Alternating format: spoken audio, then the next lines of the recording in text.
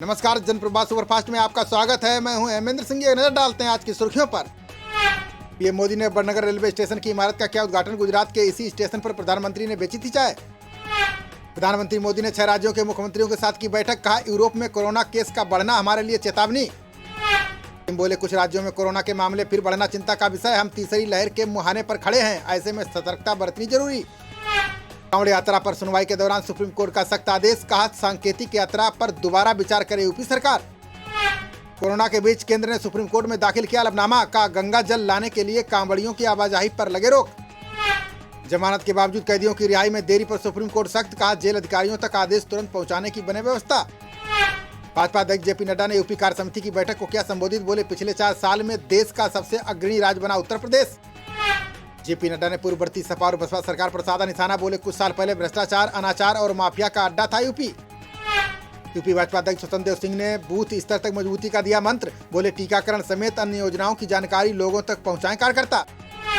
PM Modi द्वारा CM योगी की तारीफ पर प्रियंका गांधी का बयान। बोली, प्रधानमंत्री के प्रमाण पत्र से सरकार की छिप नहीं सकती सच्चाई। जम्मू कश्मीर के अवंतीपोरा में सुरक्षा बलों को मिली बड़ी कामयाबी। आतंकी ठिकाना ध्वस्त कर भारी मात्रा में गोला बारूद किया बरामद। अयोध्या में तय समय से 1 साल पहले कर सकेंगे रामलला के दर्शन। निर्माण समिति की बैठक में डिजाइन और ड्राइंग फाइनल। टीवी की दिग्गज अभिनेत्री सुरेखा सिकरी का 75 साल की उम्र में निधन। बालिका बधू बधाई हो जैसे सीरियल में निभाए थे अहम रोल। यूपी के श्रावस्ती में राप्ती नदी ने एक बार फिर धारण किया रौद्र रूप। नेपाल से छोड़े गए पानी से मचा हाहाकार, दर्जनों गांव डूबे। असम के सीएम ने ड्रग्स के खिलाफ अपनाई जीरो टॉलरेंस की नीति। जब्त की गई 12,000 किलोग्राम अफीम, जलाएगी सरकार। दुनिया भर में कोरोना महामारी की तीसरी लहर की आहट तेज। 9 सप्ताह बाद संक्रमण की दर में 10% हुई बढ़ोतरी। कोरोना महामारी पर एम्स के डॉक्टर रणदीप गुलेरिया का बयान। का पूरी छूट दी तो दूसरी लहर से भी भयानक होगी तीसरी लहर। कोरोना की दूसरी लहर में सबसे ज्यादा लोग डेल्टा वेरिएंट के थे शिकार। स्टडी में दावा, वैक्सीन की दोनों डोज लेने से घटी मौत की गुंजाइश। टी सीरीज के मालिक भूषण कुमार पर दुराचार का मामला दर्ज। 30 साल की युवती ने लगाए कई गंभीर आरोप। अफगानिस्तान में भारतीय फोटो जर्नलिस्ट दानिश सिद्दीकी की हत्या। बवाल का कर रहे थे कवरेज, अंतर्राष्ट्रीय एजेंसी के साथ थे कार्यरत। सांप्रदायिक भाषण मामले में राम भगत गोपाल की जमानत याचिका खारिज। गुरुग्राम कोर्ट ने कहा, ऐसे लोग कोरोना महामारी से ज्यादा हानिकारक। आगरा में सपा के जुलूस में पाकिस्तान का नारा लगाने वालों पर शिकंजा। पुलिस ने 5 आरोपियों को किया गिरफ्तार, गंभीर धाराओं में केस दर्ज। चुनाव को लेकर 3 दिवसीय दौरे पर लखनऊ पहुंची प्रियंका गांधी। कार्यकर्ताओं ने किया स्वागत, पार्टी नेताओं के साथ करेंगी बैठक। राहुल गांधी ने कांग्रेस छोड़कर जाने वाले नेताओं पर साधा निशाना। का डरने वाले बीजेपी में जाएंगे, जो निडर हैं वो हमारे साथ। नवजोत सिंह सिद्धू ने सोनिया गांधी से की दिल्ली में मुलाकात। पंजाब कांग्रेस अध्यक्ष की मिल सकती है कमान। न्यूजीलैंड के यूट्यूबर कार्ल लोक पर प्रतिबंध को केंद्र ने ठहराया सही। हाईकोर्ट को बताया वीजा नियमों के उल्लंघन में हुई कार्रवाई। शरद पवार से मिलने उनके घर पहुंचे केंद्रीय मंत्री पीयूष गोयल। मानसून सत्र को लेकर मनमोहन सिंह से भी करेंगे मुलाकात।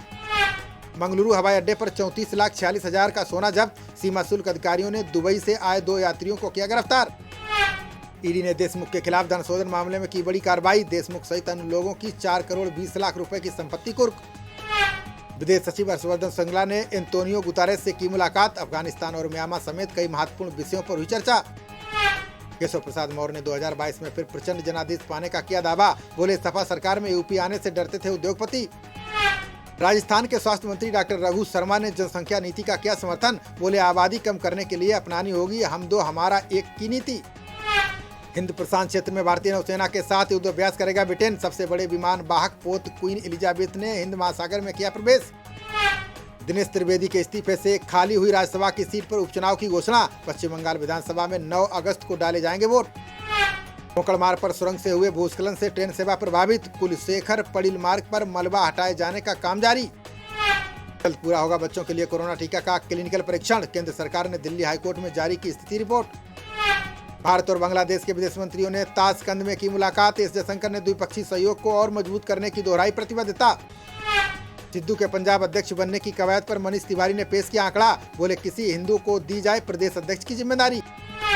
राष्ट्रीय मानवाधिकार आयोग की समिति ने बंगाल के मंत्री को बताया वांटेड। वन मंत्री ज्योति प्रिय बोले, आयोग के खिलाफ करूंगा कानूनी कार्रवाई।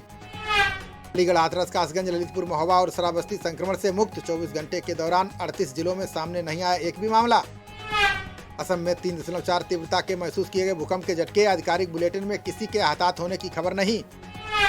पी चिदम्बरम ने की वैक्सीन राष्ट्रवाद समर्थन नीतियों की आलोचना। बोले, क्या सरकार ने महामारी के दौरान की लोगों की आजीविका की रक्षा। ईवीएम की जगह मतपत्र से चुनाव कराने के लिए दिल्ली हाईकोर्ट में आज का अगस्त में सुनवाई करने के लिए अदालत ने तय की तारीख। कन्नौज के छिबरामऊ में वृद्ध की जेब काटकर निकाले 10,000 रुपए, बेचेलाल की शिकायत पर आरोपी को पकड़कर कोतवाली लाई पुलिस। रामपुर में दबंगों से उधार के पैसे मांगना दुकानदार को पड़ा महंगा, दबंगों ने लाठी डंडों से दंपत्ति की जमकर की पिटाई।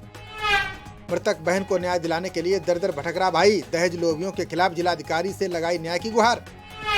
नजीबाबाद में अभिव्यक्ति साहित्यिक संस्था ने आयोजित की काव्य गोष्ठी, राजेश मिश्रा ने मुख्य अतिथि तहसीलदार राधे श्याम शर्मा का किया स्वागत। रामपुर की तहसील बिलासपुर पहुंचे किसान नेता राकेश टिकैत, बोले डीजल महंगा हो रहा है और सरकार हमारी सुन नहीं रही। आईसीसी ने 17 अक्टूबर से होने जा रहे विश्व कप के ग्रुप का किया ऐलान, टूर्नामेंट को रोमांचक बनाने के लिए भारत पाकिस्तान को एक ही ग्रुप में रखा। भारत के खिलाफ सीरीज से पहले श्रीलंका को लगा एक और बड़ा झटका, कुशल परेरा के बाद तेज गेंदबाज बिनुरा फर्नांडो भी हुए चोटिल। खबरों का सिलसिला जारी रहेगा, देखते रहिए जनप्रवाद। नमस्कार।